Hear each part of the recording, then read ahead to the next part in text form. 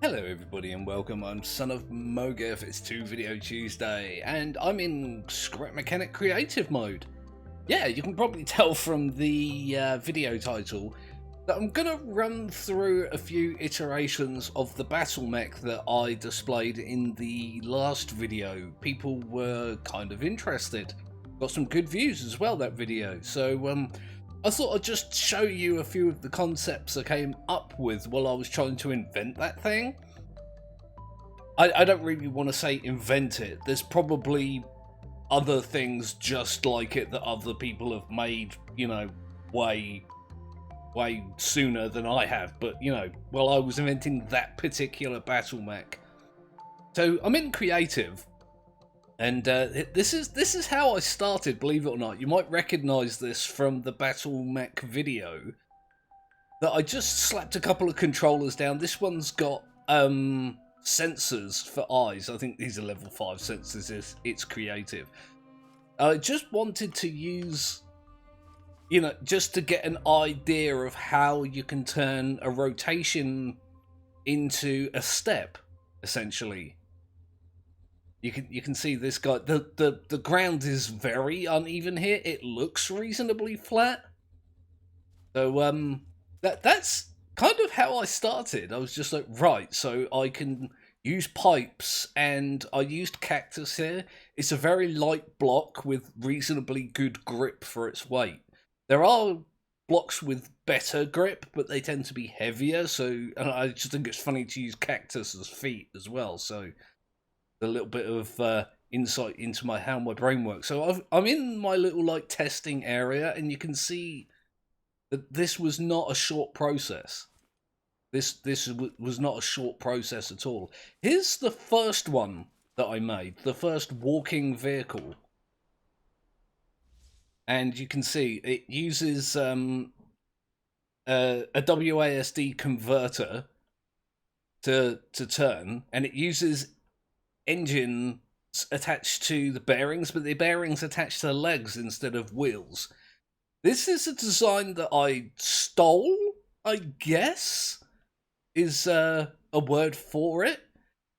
For those of you familiar with a program called Scrap Heap Challenge, I believe it's called Junkyard Wars in America. It was a science-based entertainment show that was popular with me, apparently, and no one else in the UK, where two teams of people would have to build some kind of contraption out of a literal junkyard. They just had to go and scavenge components from a junkyard and use it to build a thing. And in one of the season finales, they had to build a vehicle with no wheels. Now, one team used a bunch of hydraulic pistons to shuffle along, and another team took the wheels off a Jeep and added some crash barriers to it, like the ones you get to the side of motorways, to use as legs. And this is pretty much a copy of that. This is what their machine did. The Mechs jump-in Jeep steams off at an astonishing 10 meters a minute. And this is my first iteration of it. As you can see, it's largely impractical. It's quite slow. It does take nice big steps though, which I liked. And to turn, you have to have the legs in the air. You notice underneath there's a turntable. And it just uses a double bearing setup to turn on a turntable, which is again what they did in the show. It's very slow. It's very clunky. I kind of like it, to be fair. But there is an issue with it. This is about as fast as you can reliably make it. Like, if I up the engine speed just a little bit, look, it starts to get a bit wonky. Like, a bit wonky, he says, flipping through the air like a lunatic. And I could have made this better by just, I don't know, let me grab some concrete 3 and I could just do something like put a massive heavy thing on it.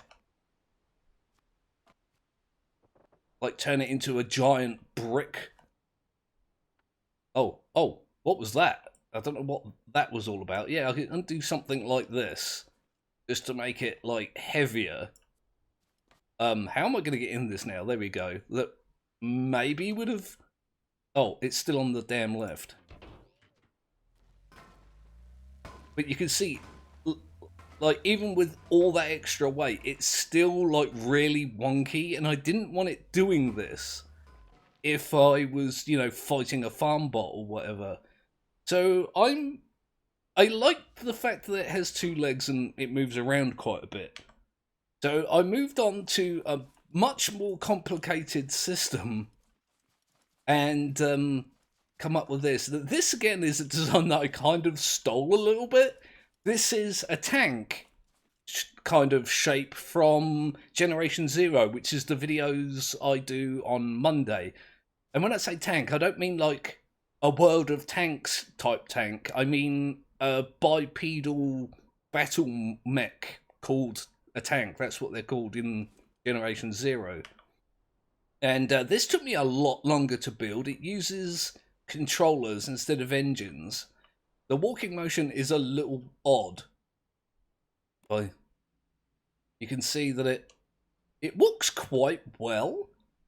One of the problems that I had was that the legs, let me zoom out a little bit, were just sliding backwards and forwards on the ground, like they kind of stayed at the same height and just slid backwards and forwards, and I wasn't really going anywhere, which is why I added this section here.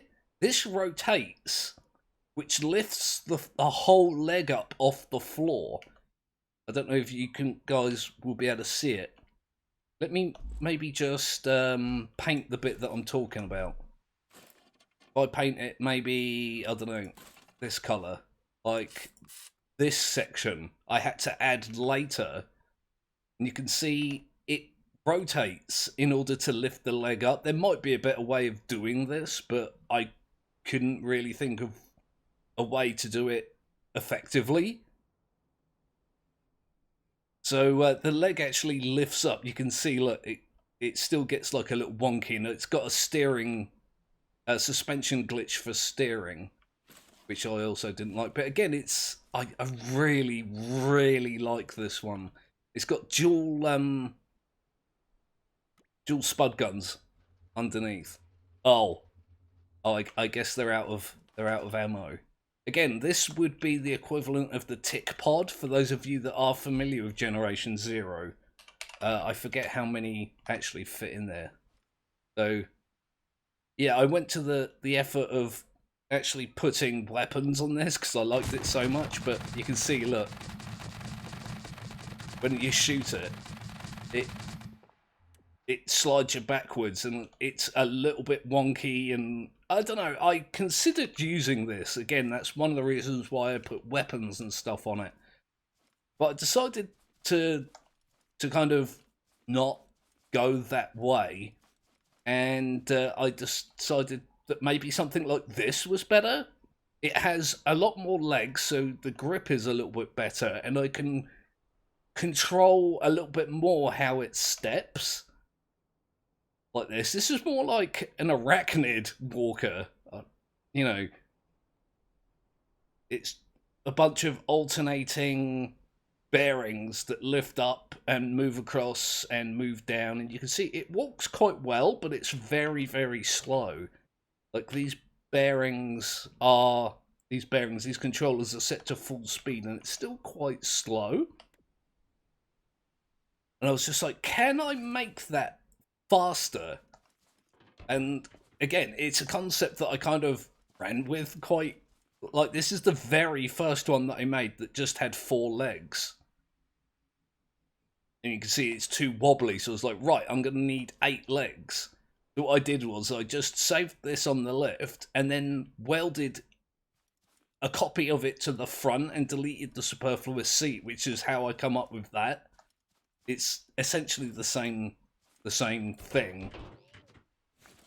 So, yeah, I was just like, right, let's see how that works. This is a slightly different version. That steps using it walks using 3 steps by just rotating the bearings in three, you know, in a series of 3.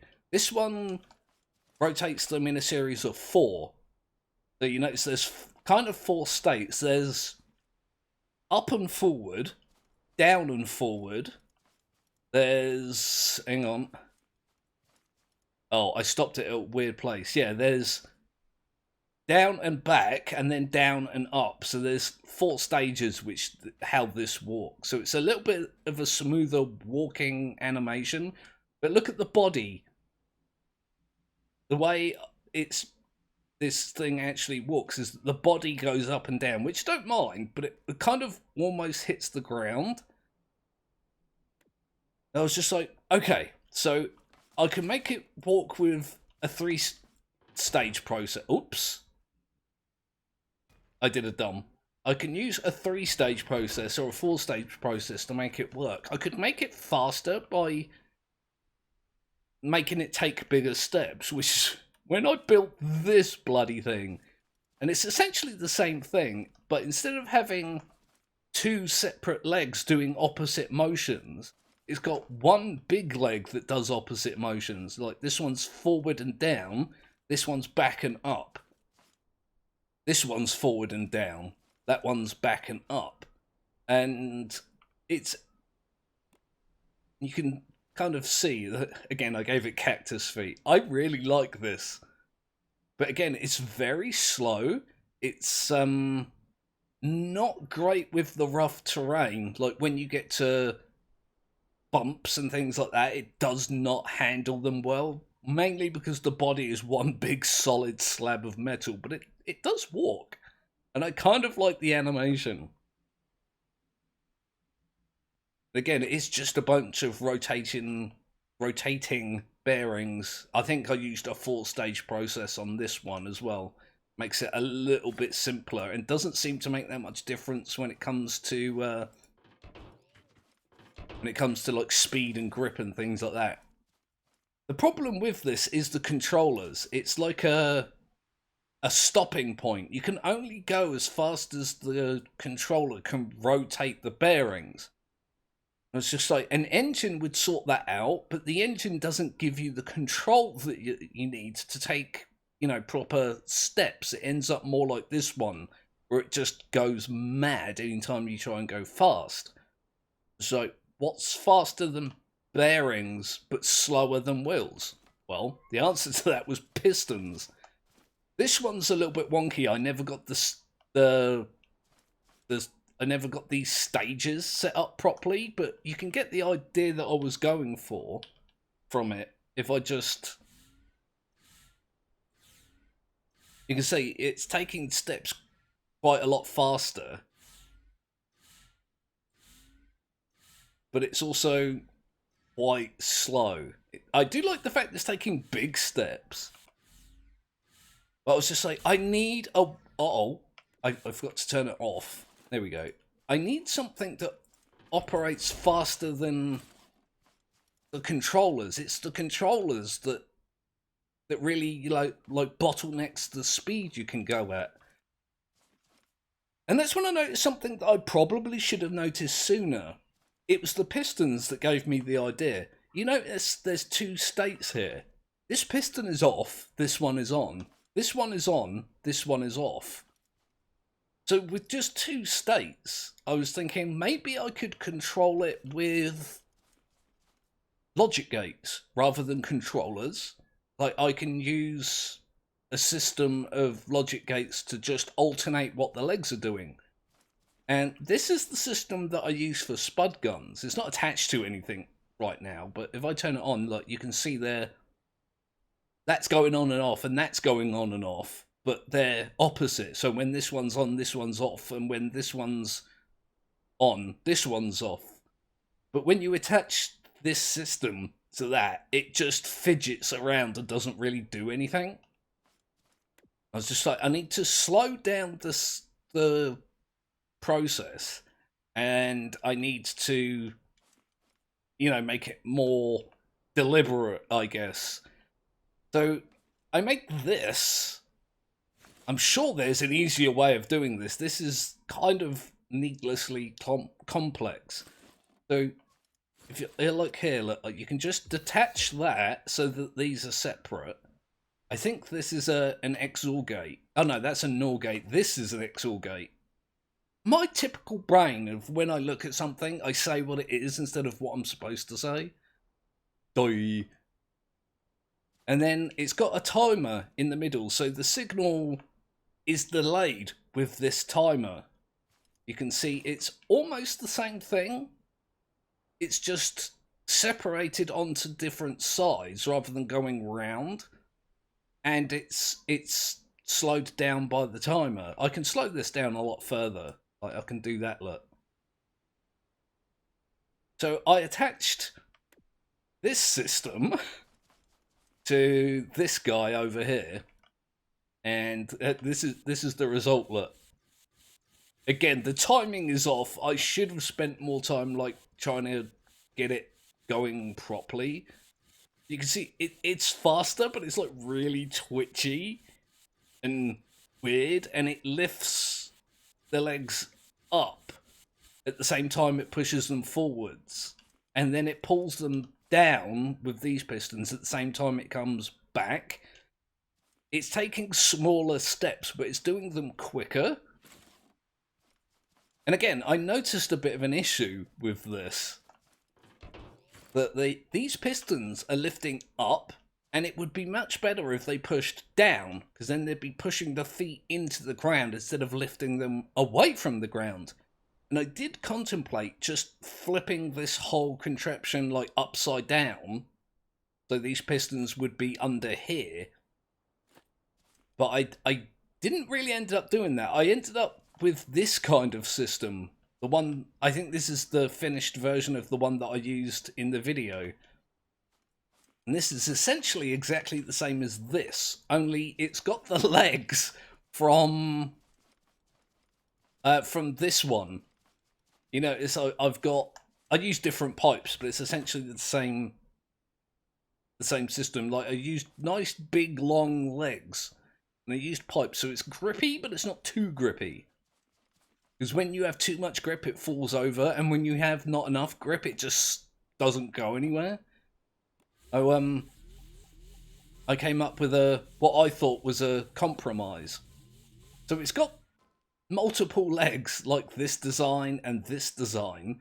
It's got the feet, I guess, from this design. And it's got the control system from that design. Or, no, wait, hang on. From that design. So I took a bunch of failed designs and I just combined them all into one, which is how I ended up with this thing. Oh, the spud guns are out of ammo. Again, it steers with the steering glitch. I played with other methods of steering. Just turns out that this is simpler. It just kind of works. I don't like using glitches and things like that, but you know, sometimes you have to just do what's simple rather than everything exactly the way you like it. I think I changed the back of this as well in my survival world. You notice, like, where that piston is lifting the foot up, this one's actually pushing it down. And again, I had to change this. Originally, this piston was in this part of the leg. So it lifted the front of the foot up and then pushed it out and then dropped it down and then pulled it back, which is the same walking motion this one has. Like the foot lifts up, it moves forward, it goes down, it pulls back, it lifts up, it goes forwards. It's the same motion, it's just done with pistons instead of bearings. And it's much, much faster. The problem with that is that I had this static piece of foot attached to the ground. I thought I needed it for balance. And then you had the front of it lifting up and coming down and pulling back. These were causing grip, and these were causing slip. Is it just a lack of traction in the wrong areas because it's quite heavy? This is like it's got like 2 ammo containers and it's got 8 spud guns. It's a bunch of pipes and stuff for aesthetics. It's quite heavy, like it tends to tip over backwards. So I just took the piston and I moved it to a different position so it could move the entire leg rather than just the front part of the leg. And it's still, you can see, kind of weird, but it works so much better than the other ones. Like, it's quite fast. It handles hills reasonably well. Like, not brilliantly, but it handles them. Do you know what I mean? Like, almost none of these can handle hills very well. And even the ones that can handle the hills, they do it so painfully slowly. You imagine in a survival world, like, you're hunting farm bots and you're like, oh look, there's one, and then you have trouble aiming your spud guns while it's coming at you. You want to be able to, like, get the hell out of there quite quickly. I don't think this would outrun a farm bot, but it's got a chance, you know, where, oh god, that was weird. I don't know what happened there. We come down here, like, none of these really have a chance. I guess this is my next favourite. I just love the design of it. Like, this one is not gonna outrun anything, is it? I mean, I don't think this could outrun a tote bot, let alone a hay bot. And the farm bots are even faster than that. I just think it looks cooler. Like, I really did want to make a biped, but again, you have to make sacrifices when it comes to physics games, because it doesn't always work out the way you wanted it to. So yeah, I don't know, like, people seemed quite interested in the mech that I made in the last video. I'm trying to get this thing to balance. There we go. And so I thought I'd just do like a little retrospective on my design process. I've got one of these like welded up here because I was messing with different angles and different walking stages and things like that, just to see if I could get it to take a bigger step with the same kind of motion. Like I say, you can do it. You can get more movement speed out of it, or traveling speed, by moving the bearings or the pistons faster, or you can do it just by taking bigger steps. And this particular one does take really big steps, which I like. But again, it's still a little bit too slow for me. I like all of these designs. I think that one is my favorite. I think, yeah, definitely that one's my favorite, but I do like the others. It's just kind of nice to make things without wheels sometimes. Those of you that have watched my Besiege videos, and if you haven't, I'd strongly suggest you do. It's another, like, wonky physics game. One of my favourite things to do on that was to make machines that moved without wheels. Oh my god, this thing has gone... It's gone sideways on me.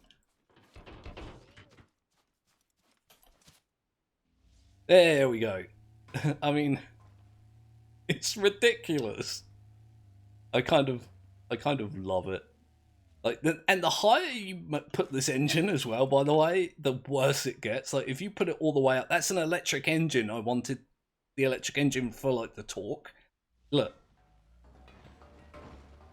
So, yeah, this is what it does at full power. Welcome to Scrap Mechanic creative mode. Or just Scrap Mechanic in general. So, yeah, I'm going to leave that there as this week's video of Scrap Mechanic. It's a little bit different. Creative mode. It's probably going to be the last video of Scrap Mechanic content I do for a while. I feel like I've ran through the vast majority of the available things to do in Scrap Mechanic.